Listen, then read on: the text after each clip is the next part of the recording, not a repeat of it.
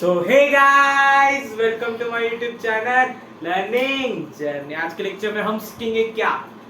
Dual nature of electromagnetic radiation. बहुत important topic है, समझ में आना चाहिए। जोश के साथ बने रहिएगा। Do like share subscribe. अगर आप चैनल पे नए हो तो जोश के साथ स्टार्ट करेंगे। क्या हमारी पहली property dual nature of electromagnetic radiation की, wave nature of electromagnetic radiation. पहले सीखते हैं कि dual nature of electromagnetic radiation मतलब क्या। Do like share subscribe. जोश के साथ स्टार्ट करेंगे। Dual nature of electromagnetic radiation. Dual nature यानी कि इलेक्ट्रोमैग्नेटिक रेडिएशन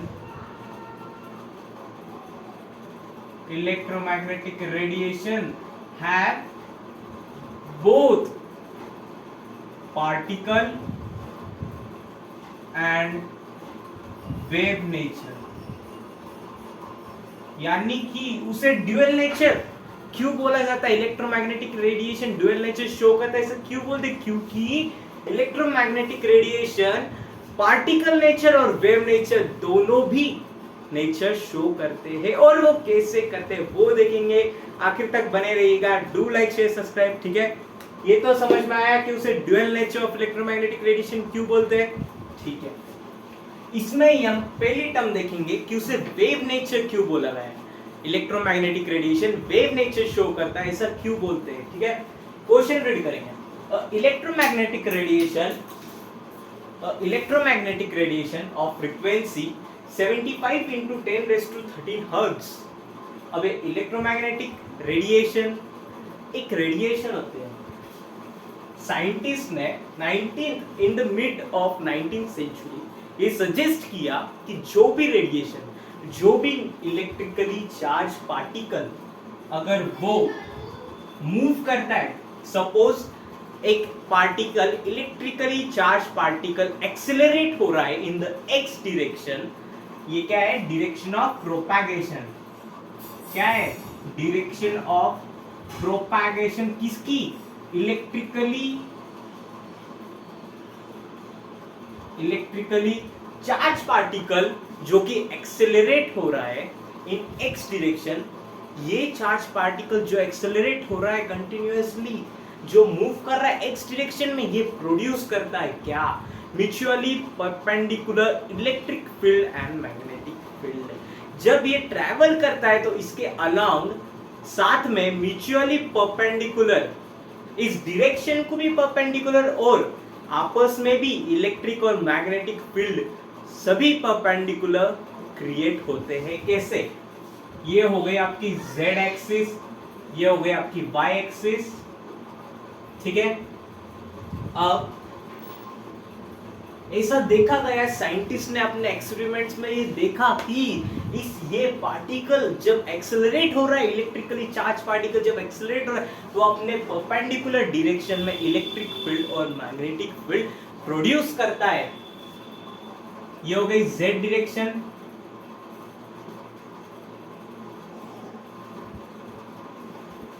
और y एक्सिस में ये हो गए आपकी इलेक्ट्रिक फील्ड।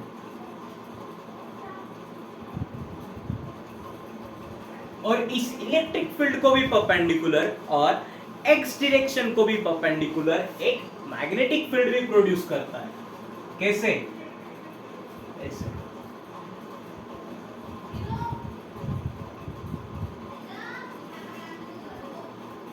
इसलिए आप रेड पेन यूज करते हैं, रेड मार्कर। ठीक है, अच्छे से समझ में आना जरूरी है।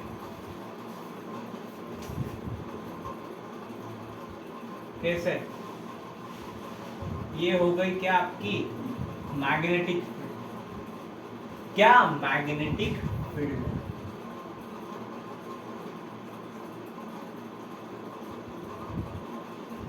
यानी कि जब कोई भी particle, electrically charge particle accelerate होता है, हम बोले उसे एक्स डायरेक्शन में एक्सेलरेट हो रहा है, सो उसके y और z डायरेक्शन में electric and magnetic field produce होगी हमेशा हमेशा। इसलिए इस रेडिएशन को इलेक्ट्रोमैग्नेटिक रेडिएशन बोला जाता है। और इस इलेक्ट्रोमैग्नेटिक रेडिएशन को प्रोपैगेशन के लिए कोई भी कोई भी मीडियम की रिक्वायरमेंट नहीं है, जैसे कि साउंड वेव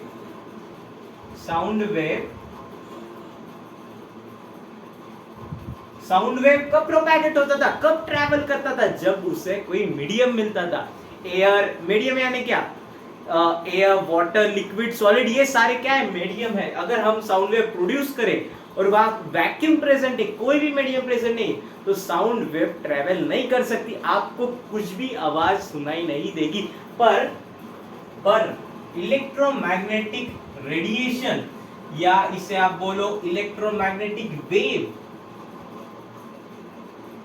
इलेक्ट्रोमैग्नेटिक रेडिएशन बोलो या इससे आप बोलो इलेक्ट्रोमैग्नेटिक वेव। वेव क्यों, क्योंकि ये radiation, electric and magnetic field जो दो कंपोनेंट्स है, इस propagation particle, electrical charge particle, इस रेडिएशन के जो दो कंपोनेंट्स है, इलेक्ट्रिक एंड मैग्नेटिक फील्ड, ये वेव नेचर फॉर्म करते हैं, इसलिए इसे इलेक्ट्रोमैग्नेटिक वेव बोलते हैं। और ये इलेक्ट्रोमैग्नेटिक रेडिएशन या electromagnetic wave required no medium, मैंने क्या बोला, required no medium, required no medium. आई बात समझ में, हुआ क्लियर? क्या है इलेक्ट्रोमैग्नेटिक रेडिएशन, कैसे कोई भी रेडिएशन वेव कैरेक्टर शो करता है, क्योंकि ये electric field and magnetic field जो कि परपेंडिकुलर है, वो वेव नेचर शो करते हैं, इसलिए इलेक्ट्रोमैग्नेटिक रेडिएशन वेव होती है। ठीक है, हुआ क्लियर, हुआ कॉन्सेप्ट क्लियर। और इसलिए ये वेव नेचर शो करती रेडिएशन, इसलिए डिफ्रैक्शन और इंटरफेरेंस जैसे फेनोमेना रेडिएशन प्रूव कर पाती है। कौन से? डिफ्रैक्शन और इंटरफेरेंस। ये कॉन्सेप्ट आप अच्छे से फिजिक्स में सीखोगे। डिफ्रैक्शन यानी bending property of radiation, radiation bend कैसे होता है अगर उसके सामने कोई ऑब्जेक्ट आ जाता है। और इंटरफेरेंस यानी कोई भी दो वेव्स अगर ट्रैवल करते हैं और एक फिक्स पॉइंट पे वो मीट करते हैं, तो उस फिक्स पॉइंट पे जो वेव फाइनली जो क्रिएट होगी इन दो वेव से, जो फाइनली एक वेव क्रिएट होगी उस इन दो वेव से, उस वेव का फाइनल फ्रीक्वेंसी, फाइनल एम्पलीट्यूड क्या होगा, ये हम इंटरफेरेंस में पढ़ते हैं। और डिफ्रैक्शन में हम बेंडिंग प्रॉपर्टी ऑफ वेव समझते हैं। और ये वेव्स सारी की सारी इलेक्ट्रोमैग्नेटिक वेव्स होती है। हुआ क्लियर? हुआ क्लियर क्यों वेव नेचर होता है पार्टिकल का, क्यों वेव नेचर होता है इलेक्ट्रोमैग्नेटिक रेडिएशन का। ठीक है, बढ़ते हैं आगे।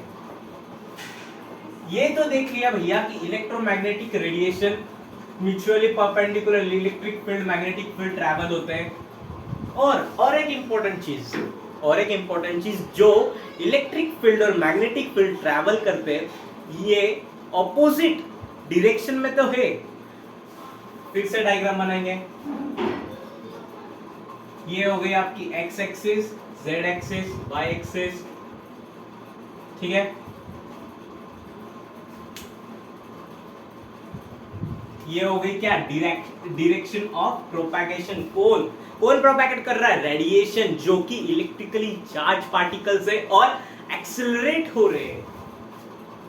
Direction of propagation. ठीक है, ये आ गई क्या आपकी इलेक्ट्रिक फील्ड, और ये आ गई क्या आपकी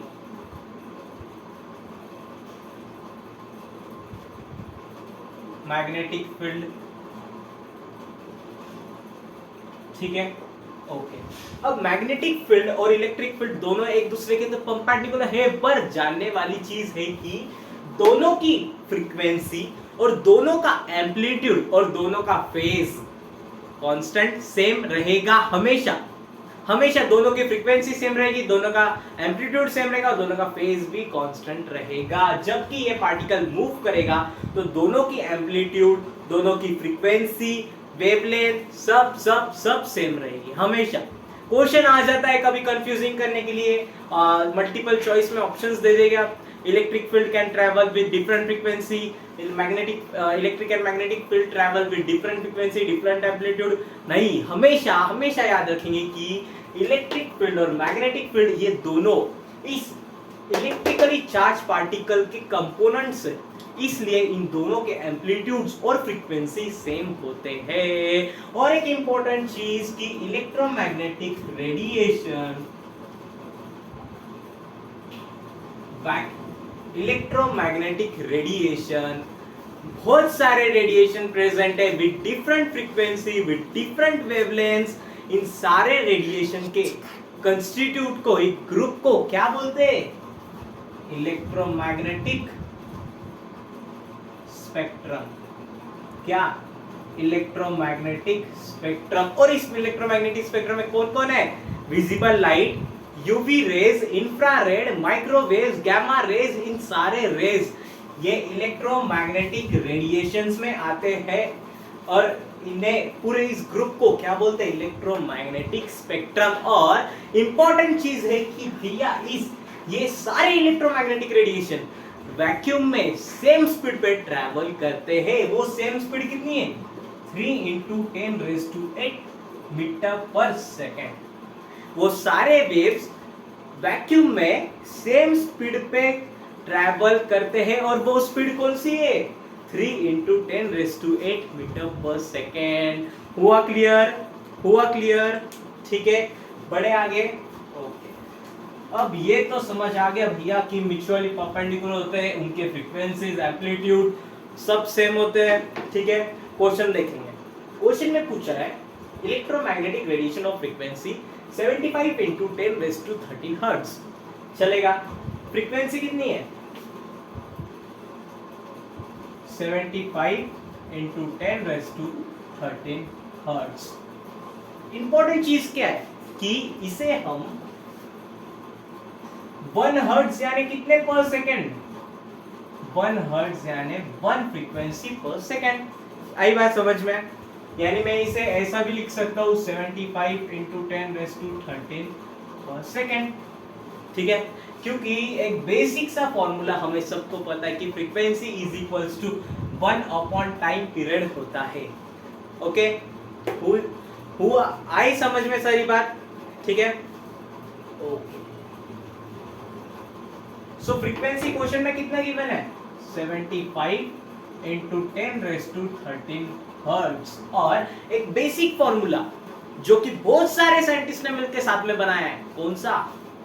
frequency speed is equals to frequency into wavelength. और ये स्पीड कौन सी? स्पीड ऑफ लाइट, जो कि होती है भैया 3 × 10⁸ मीटर पर सेकेंड। और हमने अभी क्या देखा कि सारे इलेक्ट्रोमैग्नेटिक रेडिएशंस जो कोई भी इलेक्ट्रोमैग्नेटिक स्पेक्ट्रम में है, वो सारे रेडिएशंस वैक्यूम में 3 × 10⁸ मीटर पर सेकेंड के स्पीड से मूव करते हैं। और क्वेश्चन में अगर मीडियम गिवन नहीं है तो हमेशा वैक्यूम ही कंसीडर करते हैं और स्पीड 3 × 10⁸ मीटर पर सेकेंड ही लेनी है।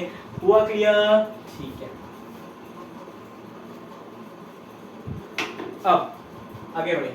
Calculate its wavelength. Wavelength calculate कर लेंगे।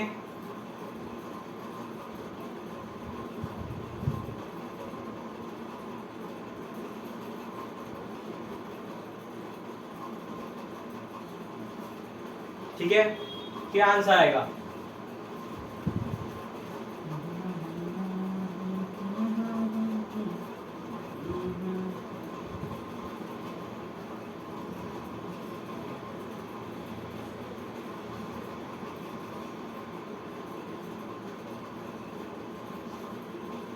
हुआ क्लियर? आंसर सॉल्व करने पे क्या आया? 4 × 10⁻⁻7 को मैंने कन्वर्ट किया 400 नैनोमीटर में। ठीक है, ये क्यों किया मैंने ऐसा कैलकुलेशन?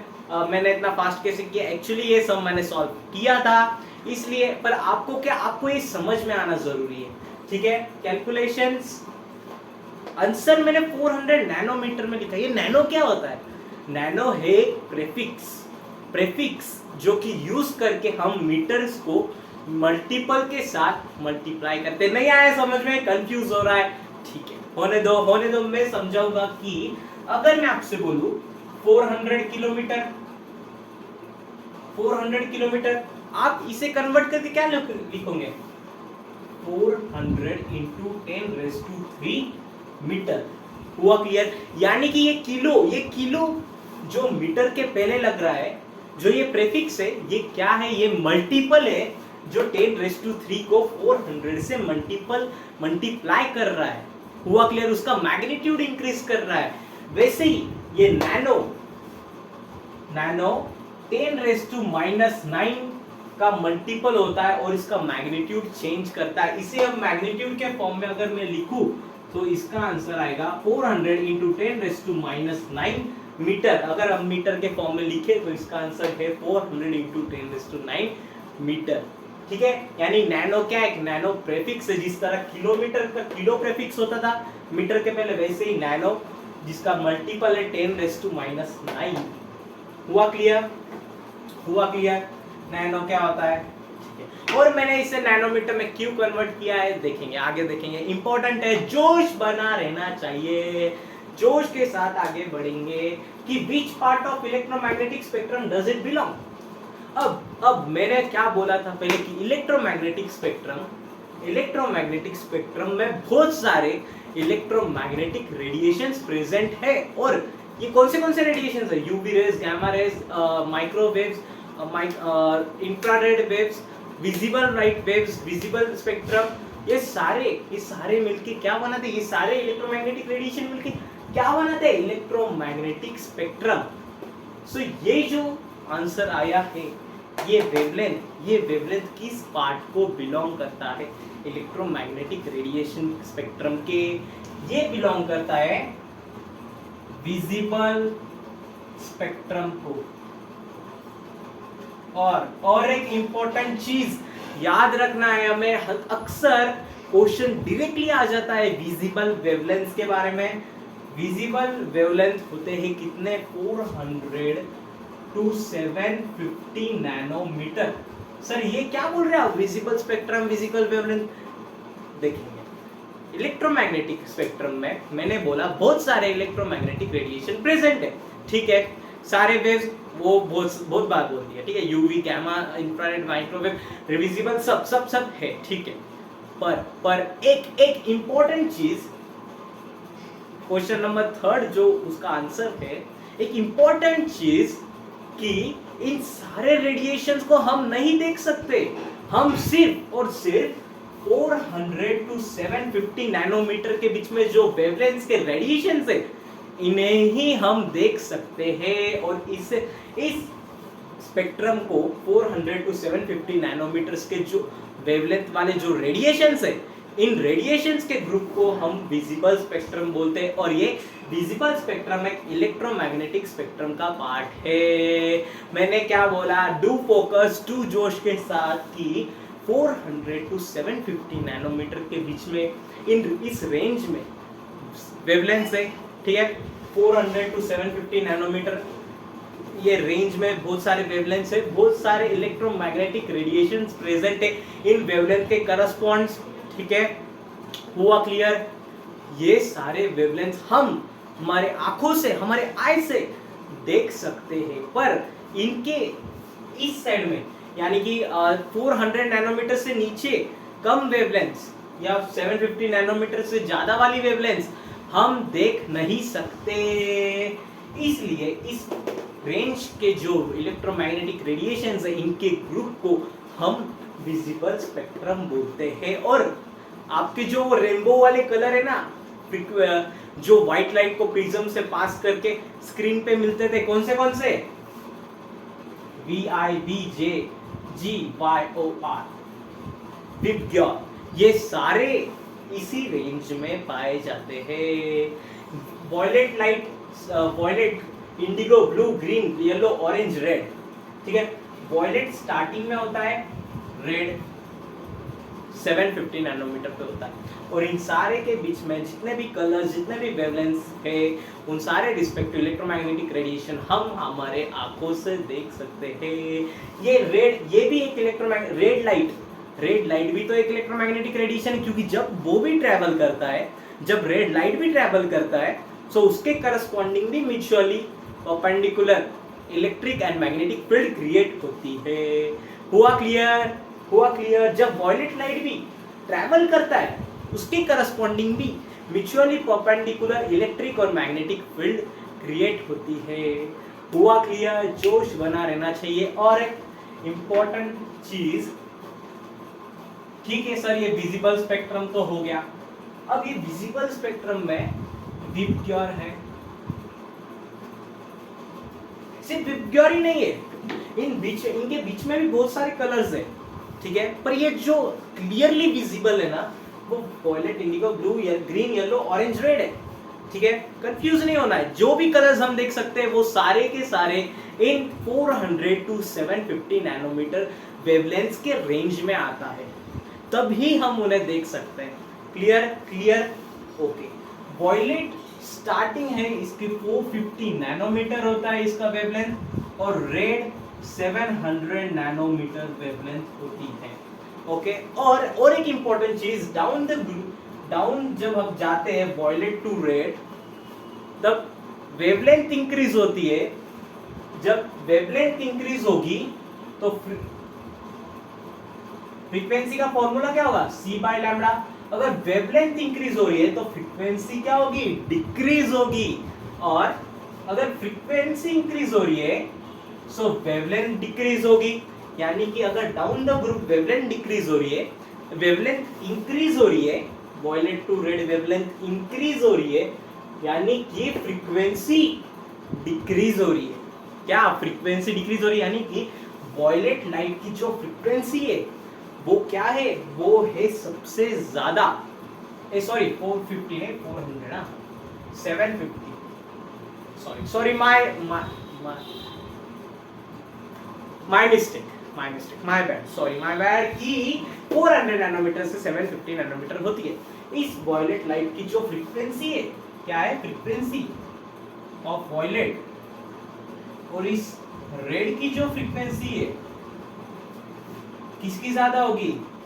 वॉयलेट की फ्रीक्वेंसी या रेड की? रेड की फ्रीक्वेंसी कम होगी वॉयलेट से, क्योंकि वॉयलेट की वेवलेंथ कम है इसलिए वॉयलेट की फ्रीक्वेंसी ज्यादा है, रेड की वेवलेंथ ज्यादा है इसलिए रेड की फ्रीक्वेंसी कम है। सिंपल। हुआ क्लियर? हुआ? जोश बना रहना चाहिए, जोश बना रहना चाहिए, ठीक है, कर दे क्लीन। ओके, हुआ? सब क्लियर हो गया भैया, हमारा सब क्लियर हो गया कि हमने ये पता कर लिया कि 400 to 750 नैनोमीटर के जितने भी वेवलेंथ्स है इन इस रेंज में 401, 402, 403, 403.3, 400, जितने भी वेवलेंथ्स है उनके करस्पॉन्डिंग जितने भी इलेक्ट्रोमैग्नेटिक रेडिएशन है वो सारे के सारे रेडिएशन हम देख सकते हैं, विजिबल है, और इसलिए इसे विजिबल स्पेक्ट्रम कहा जाता है। और ये विजिबल स्पेक्ट्रम एक पार्ट है इलेक्ट्रोमैग्नेटिक स्पेक्ट्रम का। हुआ क्लियर? ठीक है। जोश हाई रहना चाहिए आपका आखिर तक।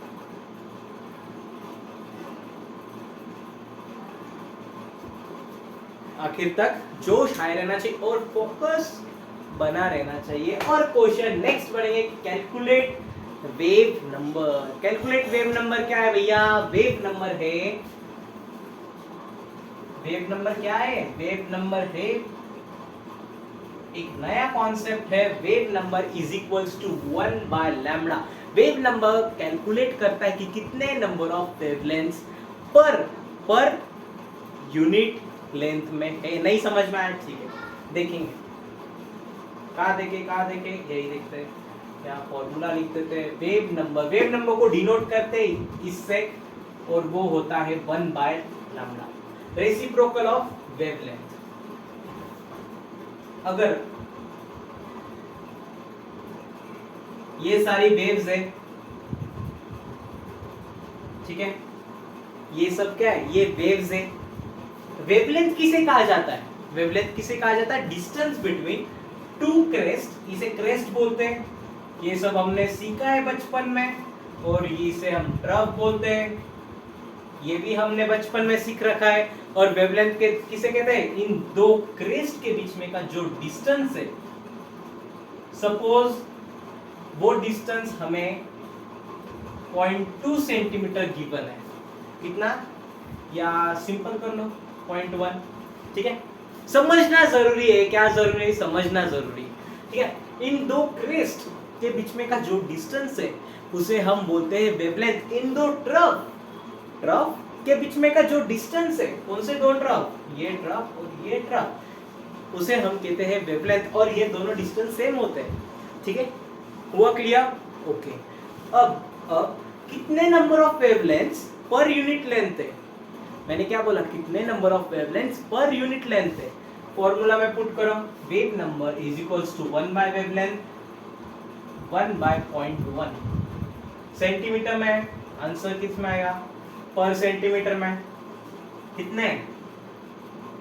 10%। यानी कि number of wavelengths per unit length क्या होता है? Wave number. और आंसर क्या है? 10 पर सेंटीमीटर, यानी 10 वेवलेंथ्स पर सेंटीमीटर। मतलब 1 सेंटीमीटर में 10 वेवलेंथ्स प्रेजेंट है। यानी कि 10, ये 1, ये 2, वो 3, 4, ऐसे 10 वेवलेंथ्स पर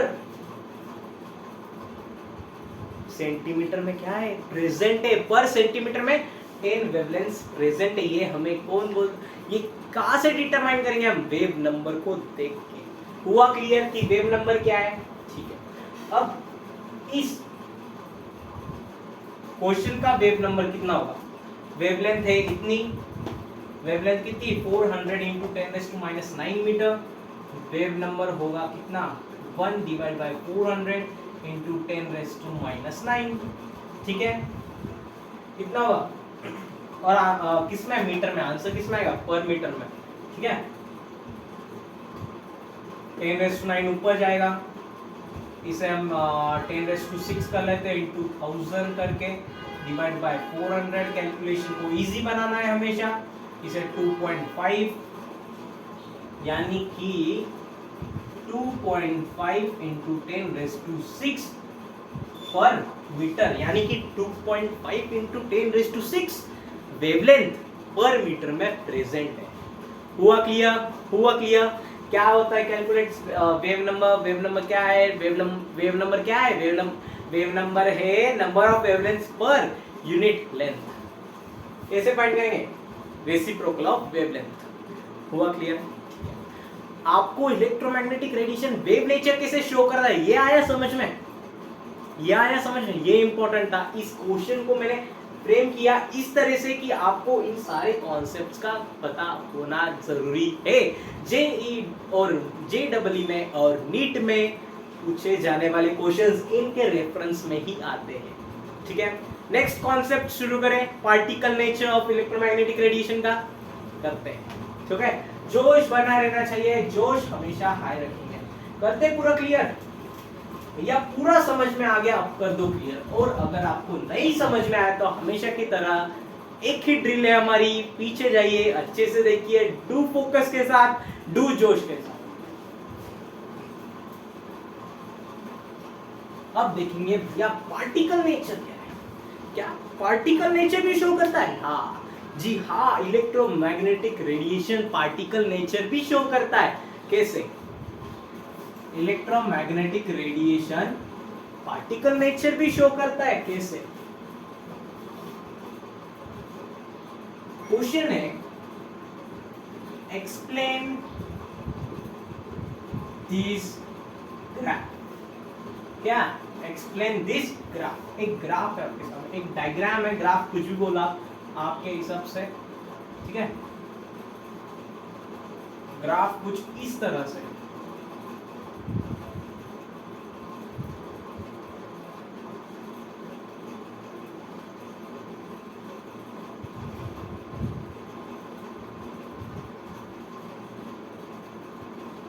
ग्राफ कुछ इस तरह से है भैया।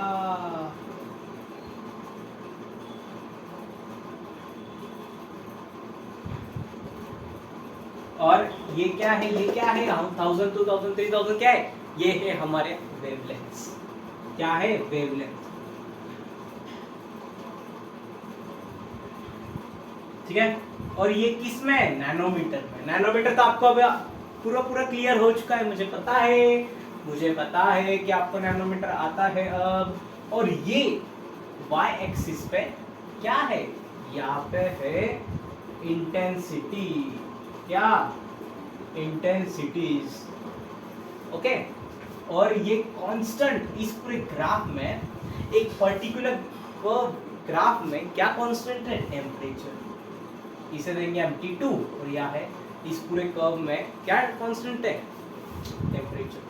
ये क्या है, ये ग्राफ क्या शो करता है, क्या सीखना है हमें, क्या सीखना है वो दिमाग में रहना जरूरी। Particle nature of electromagnetic radiation. पिछले बार क्या सीखा था, वेव नेचर। अब क्या सीख रहे हैं, particle nature of electromagnetic radiation. Question है एक्सप्लेन दिस ग्राफ। करेंगे एक्सप्लेन। ये ग्राफ और गिवन है, ये ग्राफ जनरेट हुआ है एक रॉड को हिट करके, ठीक है। समझना जरूरी है, जरूरी क्या है, समझना जरूरी है। ओके, जोश के साथ स्टार्ट करेंगे इलेक्ट्रोमैग्नेटिक रेडिएशन और प्रूव कर रहे हैं हम क्या, particle nature of electromagnetic radiation कैसे शो करता है, पार्टिकल क्या है, ठीक है। स्टार्ट करते हैं। ब्लैक बॉडी, पहली चीज ब्लैक बॉडी, आपको क्या पता होना चाहिए, ब्लैक बॉडी क्या है सर, ब्लैक बॉडी क्या है, ब्लैक बॉडी है एक ऐसी बॉडी सब्सटेंस जो कि जितने भी रेडिएशन, जितने भी एनर्जी हम उसे दे, वो सारी एनर्जी वो एमिट कर दे। मैंने क्या बोला, जितनी भी एनर्जी वो उसे हम दे, जितना भी हम उसे हीट करे, रेडिएशंस दे, टेम्परेचर इंक्रीज करे, वो जितनी भी रेडिएशंस एब्जॉर्ब कर रहा है ना, उतनी सारी रेडिएशन वो एमिट कर देगा, ठीक है। A body which can emit, which can absorb and emit all types of radiations. एक ऐसी बॉडी जो कि जितना भी एब्जॉर्ब करती ना, वो सारा का सारा एनर्जी, रेडिएशन एमिट कर देती है। हुआ क्लियर। यानी कि अगर मैं उसे 1000 जूल की एनर्जी दूं, लाइट एनर्जी के फॉर्म में एनर्जी, कंटिन्यूस बल्ब में ग्लो कर रहा हूँ और यहाँ पे एक ब्लैक बॉडी है, ठीक है, उस पे एनर्जी आ रही है, वो 1000 जूल की एनर्जी एब्जॉर्ब कर चुका है। एक टाइम तक वो एब्जॉर्ब कर चुका नहीं, वो एब्जॉर्ब कर रहा है, पर सेकंड में वो 1000 जूल की एनर्जी एब्जॉर्ब कर रहा है। इतना फास्ट बल्ब मैंने लगाया यहाँ पे, पर सेकंड में वो 1000 जूल की एनर्जी एब्जॉर्ब कर रहा है, और वो साथ ही साथ वो सारी एनर्जी एमिट भी कर रहा है, वो साथ ही 1000 जूल एमिट भी कर रहा है। ये बॉडी की एक खासियत होती है कि ये बॉडी थर्मल इक्विलिब्रियम में रहती है। जितनी भी रेडिएशन ये पर यूनिट स्क्वायर एरिया में कवर एब्जॉर्ब करती है ना, जितनी भी एनर्जी ये body per unit square area में एब्जॉर्ब करेंगी, उतनी सारी एनर्जी वो उसी पर यूनिट स्क्वायर एरिया से वो एमिट करती है, ठीक है। और इंपॉर्टेंट चीज है कि एक भी आइडियल ब्लैक बॉडी एग्जिस्ट नहीं करती। जो भी है वो है एक लैम्प ब्लैक बोल सकते हैं, एग्जाम्पल है लैम्प ब्लैक। आप बोलेंगे सर अभी तो बोला है ब्लैक बॉडी एग्जिस्ट नहीं करती, और एग्जाम्पल भी दे दिया, पर ये जो लैम्प ब्लैक है ना, ये मतलब बोल सकते हैं ये 95% रेडिएशन एब्सॉर्ब करती है, ठीक है। वो ऐसे बहुत सारी बॉडीज है जिन्हें हम रेडिएशन देते तो है, पर वो एब्सॉर्ब नहीं कर पाती। ब्लैक बॉडी ऐसी कि जो जितने भी रेडिएशन आप दो सारे एमिट कर लेंगी, और उतने सारे रेडिएशन को जितने भी रेडिएशन आप उसे दो वो सारे एब्सॉर्ब कर लेगी, और वो सारे रेडिएशन को वो एमिट भी कर देगी। पर लैम्प ब्लैक ही एक ऐसा एग्जाम्पल है हमारे पास जो कि 95 to 98% इंसिडेंट रेडिएशन जितने हम उसे दे रहे हैं उन्हें एब्सॉर्ब करके वो एमिट करती है, ठीक है। हुआ क्लियर, ओके। अब एग्जाम्पल है एक ब्लैक बॉडी मैंने ली, मान के चलो कि रॉड एक ब्लैक बॉडी है मेरे पास रॉड के फॉर्म में, ठीक है, सपोज करो, ओके। उस रॉड को मैंने हिट किया, कंटिन्यूसली हिट किया, पहले वो मुझे रेड दिखेगा, ठीक है, और हिट किया यानी कि और टेम्परेचर बढ़ाया, वो मुझे वाइट थोड़ा और डार्क रेड दिखना चालू होगा, मैंने और हिट किया वो मुझे वाइट दिखना चालू होगा, और मैंने और हिट किया वो मुझे ब्लूइश की तरह दिखने लगेगा, यानी कि मैं जितना ज्यादा टेम्परेचर बढ़ा रहा हूँ उतनी ज्यादा फ्रीक्वेंसी की लाइट मुझे दिख रही है। रेड कब दिख रहा था? जबकि टेम्परेचर इनिशियल पोजीशन में था। मैं टेम्परेचर बढ़ाया, डल रेड दिख रहा है, मैं टेम्परेचर और बढ़ाया, व्हाइट दिख रहा है, मैं टेम्परेचर और बढ़ाया, ब्लू दिखने लगा। हमने क्या देखा था कि जब वेवलेंथ डिक्रीज होती है, सॉरी वेवलेंथ इंक्रीज होती है तो फ्रीक्वेंसी डिक्रीज होती थी। रेड की फ्रीक्वेंसी सबसे कम थी, इसलिए रेड इनिशियल टेम्परेचर पे दिखा, और मैं टेम्परेचर जैसे जैसे बढ़ा रहा हूँ, इंक्रीज कर रहा हूँ, फ्रीक्वेंसी भी इंक्रीज हो रही है, जो रेडिएशन एमिट हो रही है उनकी फ्रीक्वेंसी भी इंक्रीज हो रही है, और मैंने हिट किया तो फ्रीक्वेंसी ज्यादा ब्लू की तरफ, रेडिएशन ब्लू की फ्रीक्वेंसी एमिट कर रहा था। हुआ क्लियर? ऐसी बात नहीं है कि वो और कोई रेडिएशन एमिट नहीं करता है। Black body at A time आप उसे जब हिट करते हो ना, तो वो सारी की सारी जितने भी इलेक्ट्रोमैग्नेटिक रेडिएशन वो एब्जॉर्ब कर रहा है वो सारी एमिट करता है। मैंने क्या बोला था, इस टेम्परेचर T1 पे जब हम पहुंचे तो उन्होंने यहाँ से लेके यहाँ तक जितना भी वो कर्व होगा, आगे जा रहा है ना कर्व, सारी रेडिएशन वो एमिट करता है, सारी रेडिएशन। पर सबसे ज्यादा इंटेंसिटी किसकी है? सबसे ज्यादा इंटेंसिटी किसकी है? इस इलेक्ट्रोमैग्नेटिक रेडिएशन की, जिसकी वेवलेंथ इतनी होगी, कितनी? यहाँ पे 1000 to 2000 के बीच में ग्राफ के हिसाब से सबसे ज्यादा इलेक्ट्रोमैग्नेटिक रेडिएशन कौन सा एमिट हो रहा है अभी इस एग्जांपल में? 1000 to 2000 वेवलेंथ के बीच में, यानी कि इस टेम्परेचर पे ये वेवलेंथ सबसे ज्यादा रेडिएट हो रही है, सबसे ज्यादा रेडिएट हो रही है। इसका मतलब ये नहीं है कि रेड हमें दिख रहा नहीं है। रेड आपको क्यों दिख रहा है? क्योंकि रेड विजिबल स्पेक्ट्रम में होता है। हमेशा जरूरी नहीं है कि आपको रेड दिख रहा है तो रेड सबसे ज्यादा इमिट हो रहा है। आपको रेड क्यों दिखता है? क्योंकि रेड विजिबल लाइट्स में हो सकता है और होता भी है कि रेड सबसे ज्यादा इमिट ना हो रहा हो, दूसरे सबसे ज्यादा इमिट हो रहे हो, पर वो इलेक्ट्रोमैग्नेटिक रेडिएशंस आप देख नहीं सकते और रेड को आप देख सकते हो। इसलिए आप बोल सकते हो कि विजिबल स्पेक्ट्रम में जितने भी इलेक्ट्रोमैग्नेटिक रेडिएशंस है उनमें से रेड लाइट की रेडिएशन सबसे ज्यादा इमिट हो रही है। ठीक है, हुआ क्लियर? और जब टेम्परेचर इंक्रीज कर रहे थे तो ब्लू रेडिएशन सबसे ज्यादा दिख रही थी। उस टाइम पे भी ये जरूरी नहीं है, उस टाइम पे भी ब्लू से भी ज्यादा फ्रीक्वेंसी के रेडिएशन हमारे पास अवेलेबल है, पर विजिबल लाइट तो ब्लू ही है, वो सारे रेडिएशन हमें विजिबल नहीं है। हुआ क्लियर? थोड़ा कंफ्यूजिंग है, पर अगर आप इसे बार बार देखोगे ना तो सारा कॉन्सेप्ट क्लियर होगा। जब टेम्परेचर मैंने इंक्रीज किया, T2 T1 से ज्यादा है, ये कैसे पता चला? क्योंकि इस इंटेंसिटी की जो रेडिएशन है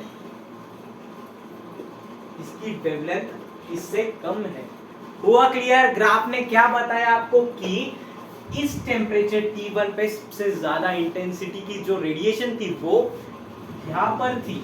अब मैंने जब टेम्परेचर इंक्रीज किया तो फ्रीक्वेंसी इंक्रीज हुई, इसलिए वेवलेंथ डिक्रीज हुई, और वेवलेंथ इस बार ये वाली रेडिएशन, वो बॉडी इस बार ये वेवलेंथ की रेडिएशन शो कर रहा है।